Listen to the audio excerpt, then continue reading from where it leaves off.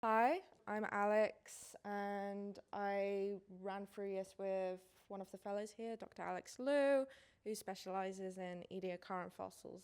But for this project, we looked at Jurassic fauna. So basically, it's looking at the impacts of the Jurassic climate cycles on the ancient communities and the significance to the current climate crisis.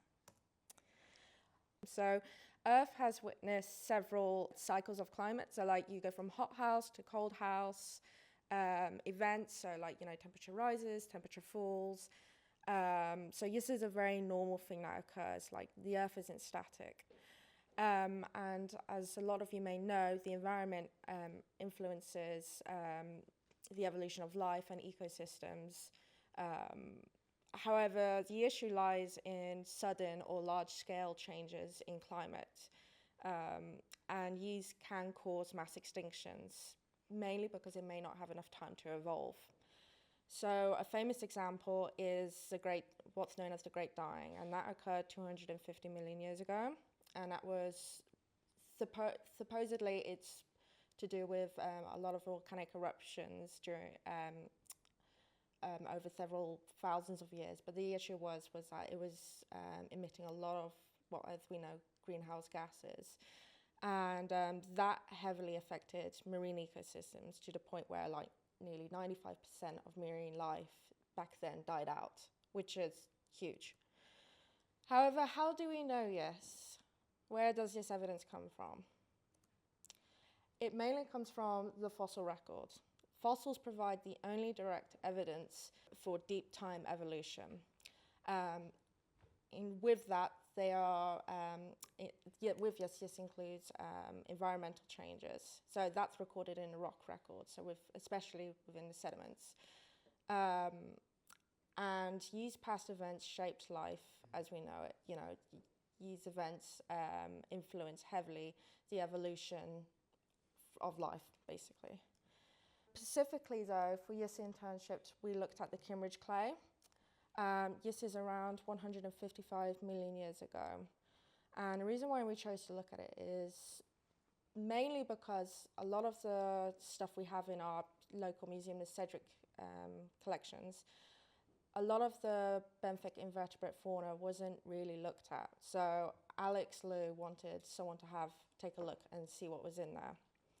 And there was a lot. So that was one of the pros for going for the Kimmeridge clay. There's a lot of fossils and a large variety of them too. The other thing with the Kimmeridge clay is that it's well known to record the cyclic climate changes. Some people reckon they were due to Milankovitch cycles, which occur on bases of like thousands to hundreds of thousands of years. And they heavily influence the evolution of like ecosystems. The other thing is that there's fluctuations in total carbon content within these layers. So if you have a look at this picture, which I took while I was down there with Alex, you may notice certain beds popping up, and the changes in these beds record not only fossils, but like the carbon content. And typically, with greater carbon content, it's indicated that these depositional environments were anoxic versus the beds with lower carbon content. And they tended to be a lot grainier as well, which suggested like higher energy sites. So the research aim, a lot of research has gone into measuring total past biodiversity and like the effects like mass extinctions have had on these ecosystems. Relatively little in comparison has been done on a subsection of organisms called epibionts, and these are organisms which live on other organisms. So certain worm species will live on shells, oysters and things. And so for this project, we wanted to look at how epibionts react to such changes, specifically with oxygen levels, so the lowering and rising of them. So we included two museums collections. There's the Etches collection, which is down in Dorset, It's world famous for containing the Kimmeridge clay fauna. Specifically Steve Etches, who collected these collections over, decades. And then we've got the Cedric Museum, which is based here. So around 2,000 of our specimens we included in this data set came from the Cedric Museum. The Etches provided most of the epibiont data. So what did we do? Firstly, we looked at the specimens. So there were a lot. So we had to be very specific in what we wanted to look at. And that was mainly the invertebrates, specifically the epibionts. I spent several weeks in the Cedric collections noting down their preservational features and whether or not they had these epibionts clinging onto their fossils. So there were quite a few pliosaur bones with like oysters and worms attached to them, which came as a bit of a shock when I first started looking at these, because they tend to be taken off during preparation, or at least in the past. After this, I did a lot of data cleaning. A lot of the labels were inaccurate, so a lot of the taxa had invalid names which are no longer used. Many of the locations were also inaccurate, so they would typically label them with locally known names, which are no longer in use. Some going back, over 100 years old. So I had to use older literature to pinpoint where these fossils came from.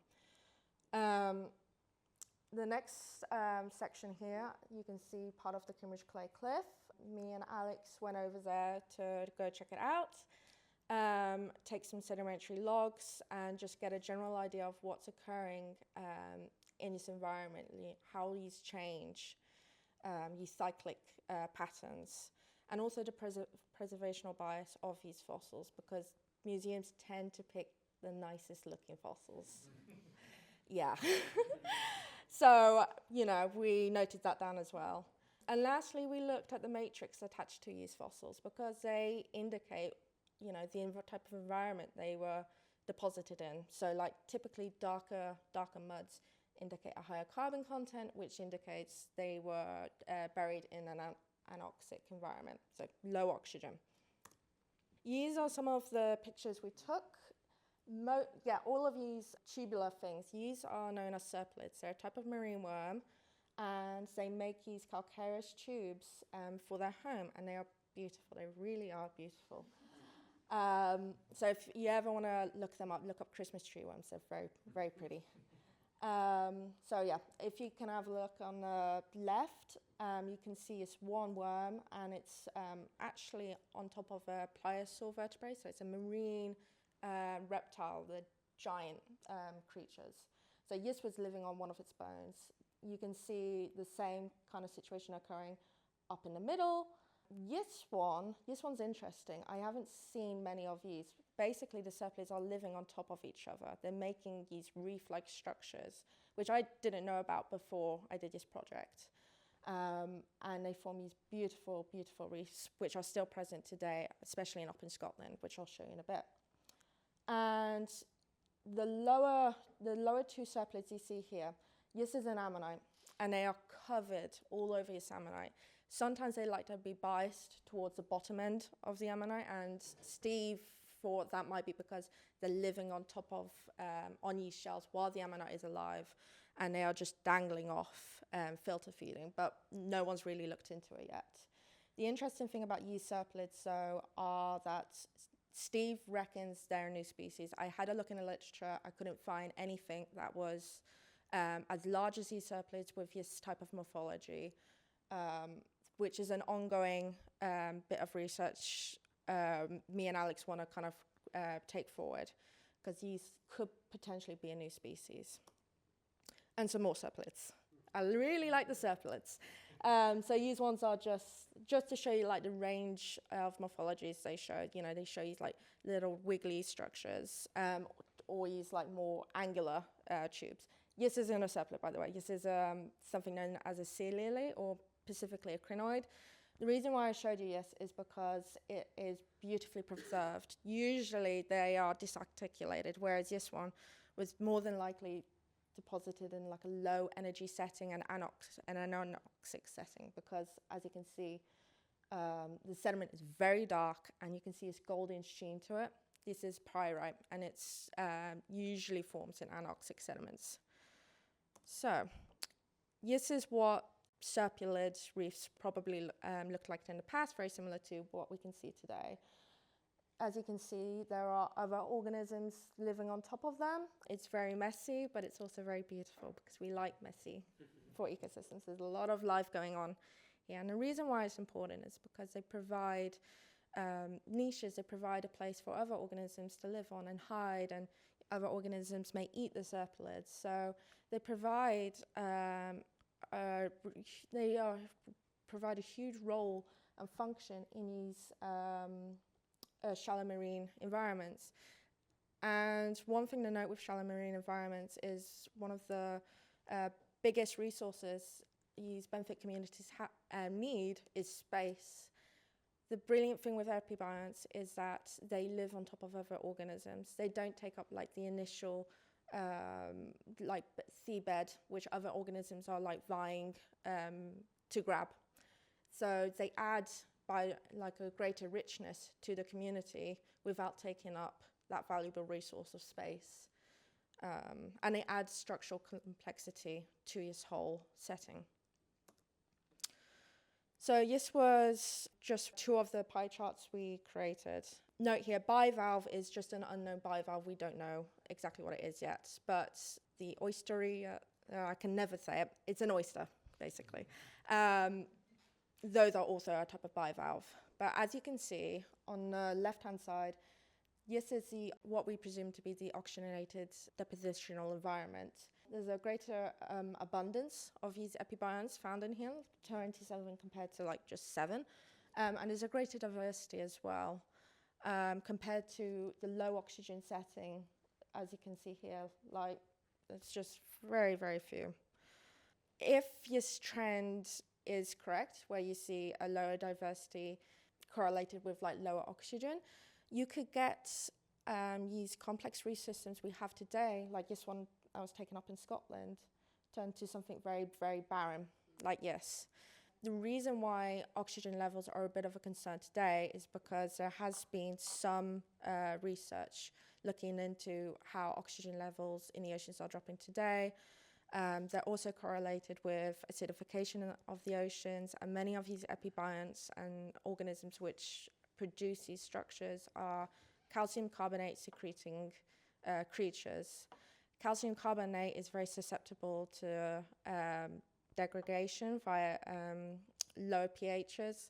So with the loss of these organisms, you could not only lose them, but lose the other organisms which live on top of them, which feed off them, basically depend on them for their daily lives. So in summary, lower oxygen levels in our modern seas could impose a threat to the structural complexity of our ocean communities.